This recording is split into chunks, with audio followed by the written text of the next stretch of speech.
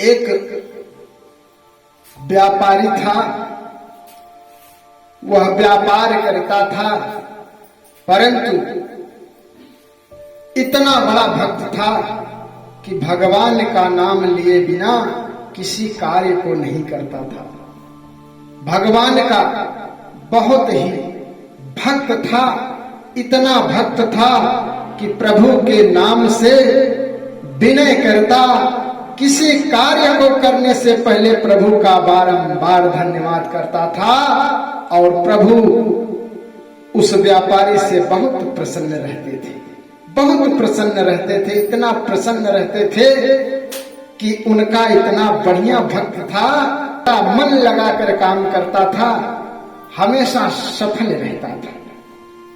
किसी कार्य को लोग कहते कि अरे ये कैसे तुम कर लोगे, ये तुम नहीं कर सकते, लेकिन वो राम का नाम लेकर, प्रभु का नाम लेकर उस कार्य को धीरे धीरे धीरे धीरे करता रहता और सफल हो जाता, सफलता उसे मिल जाती। एक दिन वो गंगा के रास्ते से उसे नाव से दूसरे तरफ जाना था, कोई कार्य था, और उस कार्य के लिए वो नाव की सहायता से एक तट से दूसरे तट की तरफ जा रहा था। बहुत सी नावें चल रही थी और व्यापारी भी एक नाव का सहारा लिया। नाव वाले ने उसे बैठाया और नाव पर बैठकर जाने लगा। जब वह नाव से जा रहा था तो रास्ते में पानी का एक ऐसा फव्वारा उठा कि उसके नाव में बहुत सा पानी भर गया। नाविक भी हैरान हो गया और बगल से जा रही एक नाव को आवाज लगाई कि ओ भैया थोड़ा सा रुक जाइए, मेरी नाव तो डूबने वाली है और इसमें 2-3 यात्री हैं, कृपया इनको अपनी नाव पर स्थान दे दीजिए। 2 यात्री और थे, व्यापारी था और एक नाविक था। तो नाविक ने जब आवाज लगाई तो बगल वाले भाई जो नाव चला रहे थे, नाव ले आकर उसके पास कर दिए, कहे कि बोले बैठ जाइए। दोनों यात्री उठकर अगली नाव में बैठ गए, परंतु जो व्यापारी था, भगवान का भक्त था, वो तो भगवान का नाम लेने लगा और कहने लगा कि भगवान मैं इस मुसीबत में हूं, मुझे बचा लीजिए। नाविक जो नाव चला रहा था वो भी उछल कूद कर अगली नाव में चला गया, परंतु वो जो व्यापारी भगवान का भक्त था वो नहीं गया। वो भगवान को मना रहा है कि हे प्रभु मेरे प्राण बचाइए।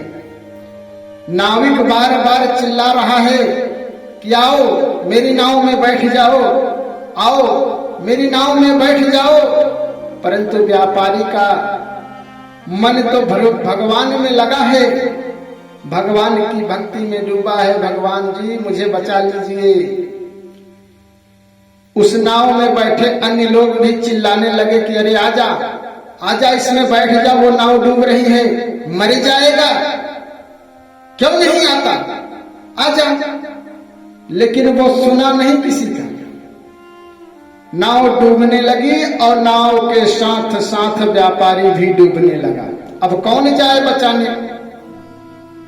जब चिल्ला रहे हैं कि आ जाओ मेरी नाव पर, हाथ धर रहे हैं, आ जाओ, नहीं आ रहा है। भगवान का नाम ले रहा है, प्रभु बचाइए। धीरे धीरे नैया डूब गई और नाव के साथ साथ व्यापारी भी डूब गया।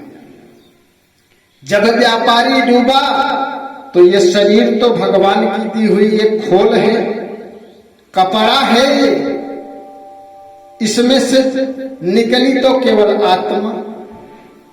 आत्मा निकल गई और यमराज के पास पहुंच गई। आदमी जो व्यापारी था, भगवान का भक्त था, वो मर गया। किसी का कहना नहीं माना, मर गया। जब मर गया तो उसकी आत्मा निकलकर प्रभु के पास पहुंच गई। यमराज ने कहा, है साइड में लग जा, लाइन लगी है, इसमें खड़ा हो जा। खड़ा हो गया लाइन में।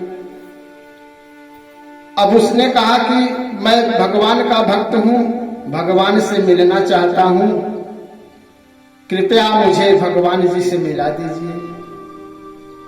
यमराज ने कहा, ठीक है, खड़े रहो पहले लाइन में, अभी तो तुम्हारी मौत ही नहीं थी, जबरदस्ती मर गए, चलो इधर लाइन में खड़े हो जाओ।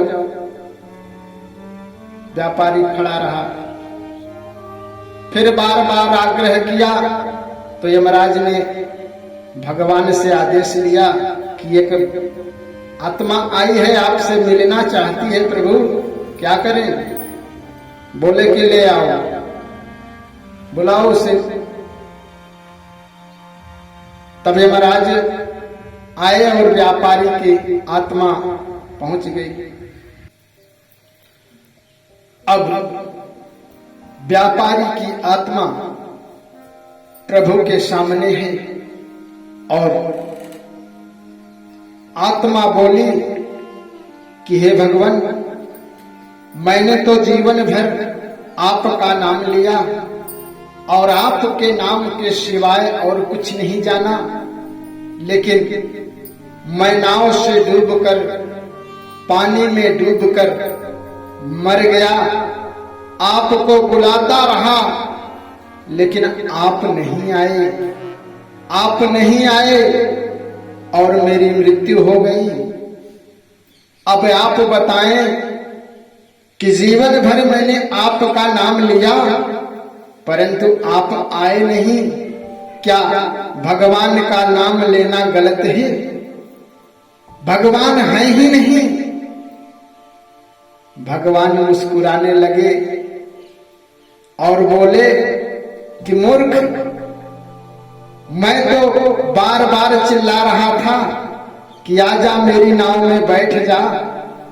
वो व्यापारी चिल्ला रहा था, उसमें बैठे लोग चिल्ला रहे थे कि आजा आजा बैठ जा, मेरी नाव में बैठ जा, परंतु तू नहीं आया। बार बार कहने पर भी तू नहीं आया बैठने, तो क्या करें हम? व्यापारी की आत्मा बोली कि वो आप थे। तब प्रभु ने कहा, और कौन था?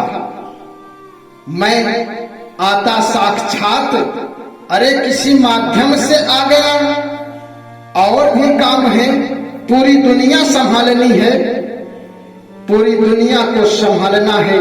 एक तुम ही मेरे भक्त नहीं हो, हजारों लाखों करोड़ों मेरे भक्त हैं। इतने भक्त हैं कि सबके पास अकेले पहुंचना कितना दुष्कर है। कैसे पहुंच जाऊं अकेले मैं सबके पास?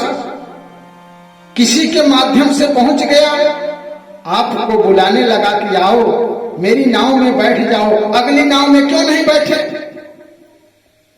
यदि अगली नाव में बैठ गए होते तो क्यों मरते? अभी तो तुम्हारी मृत्यु भी नहीं थी, अनायास के मर गए, एक पाप और लगा लिया। तब व्यापारी की आत्मा रोने लगी कि प्रभु मैं आपको पहचान नहीं सका। तो प्रभु ने कहा, कैसे पहचानोगे? अपना काम होता तो जान जाते। अच्छा, एक बात और बताइए, यदि कोई कार्यक्रम कहीं होता है, चाहे वो रिश्ते में हो, रिश्तेदारी में हो, या किसी अन्य जो हमें जानने पहचानने वाले हैं उनके यहाँ हो, या कोई दोस्त यार हो उनके यहाँ हो, तो जो कार्ड आता है, निमंत्रण कार्ड, शादी की अगर बात है तो एक निमंत्रण कार्ड आता है। आपको उदाहरण दे रहे हैं, जो भगवान को साक्षात भगवान का दर्शन पाना चाहते हैं, उनके लिए एक उदाहरण दे रहे हैं। आप बताइए, एक प्रश्न है और इसी में उत्तर भी है। आप बताएं कि यदि कोई रिश्तेदार आपको निमंत्रण कार्ड देता है तो वो निमंत्रण कार्ड घर के मुखिया का या जिसे वो जानता है उसी के नाम से वो कार्ड देता है कि नहीं देता है? वो कार्ड अपने जानने जिनका नाम वो जानता है या जो घर के मुखिया हैं उन्हीं के नाम से वो कार्ड देता है ना। और यदि कार्ड आपके घर आ गया, आपके नाम से कार्ड आया है, परंतु आप उस समय बिजी हैं, व्यस्त हैं, या आपका मन ही नहीं है उस समय, जिस समय जाना है, तो आप क्या करते हैं?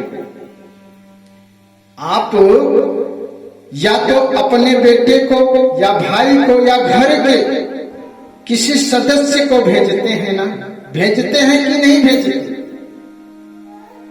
और वो व्यक्ति जाता है, आपका भाई हो अथवा बेटा हो, वो जाता है और जाकर अगर निमंत्रण कार्ड है किसी शादी का, द्वार देना है तो वो द्वार नहीं देता।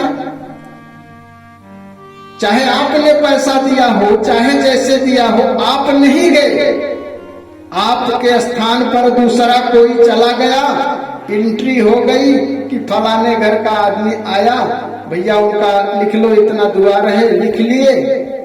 और बाद में यदि वो मिले कि भैया आप नहीं आए थे, तो आप कह सकते हैं कि मैंने भेजा तो था ना, भेजा तो था अपने बेटे को, गया था, तब बोलेंगे कि हाँ गया था। यदि मेरे नाम से कार्ड आया, मैं नहीं पहुंचा तो क्या हुआ? घर का कोई सदस्य गया, अब वहां के लोग ये थोड़ी कहेंगे कि भैया कार्ड तो आपके पिता के नाम से था, आप क्यों आ गए? मैं द्वार नहीं लिखूंगा, जाइए अपने पिता को भेजिए, उन्हीं के नाम से मैंने कार्ड दिया था। क्या आप ऐसा कहते हैं या कोई रोकता है? नहीं, खुश हो जाते हैं कि चलो वो खाली नहीं थे तो उनका बेटा तो आ गया। तो जब प्रभु खाली नहीं थे तो प्रभु किसी ना किसी रूप में आपके पास आ जाते हैं और आप उन्हें पहचान नहीं पाते और आप सोचते हैं कि प्रभु मेरी मदद नहीं कर रहे हैं। ऐसा नहीं होता। प्रभु किसी ना किसी रूप में आपके कष्ट में, आपके खुशियों में, आपके सामने होते हैं। केवल आपको उन्हें पहचानने की जरूरत है, उन्हें जानने की जरूरत है। क्यों?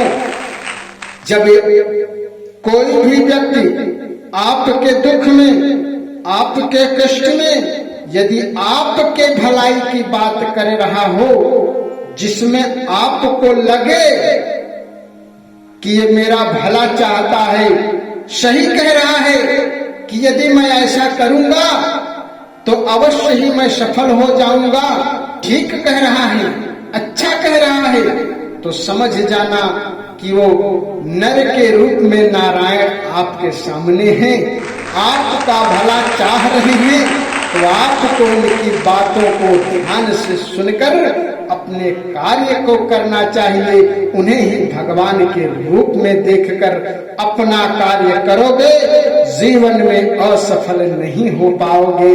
कोई असफल नहीं कर सकता, क्योंकि वो भगवान आपके सामने नर और नारायण के रूप में है। आप केवल उन्हें पहचान लीजिए और अपना कर्म करिए।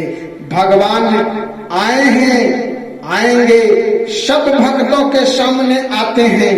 हम केवल उन्हें पहचान जाएं, जान जाएं, बस हर वक्त दिल में खुशी होगी और आपको कोई डिगाने नहीं होगा। इसलिए जो लोग चिंता करते हैं कि मैं भक्ति तो बहुत किया लेकिन भगवान के दर्शन नहीं हुए। तो भगवान का दर्शन होता है, हम उन्हें पहचान नहीं पाते। जो मेरा भला चाहता है, जो हमारा भला चाहता है, वही तो हमारा भगवान है, वही हमारा भगवान है।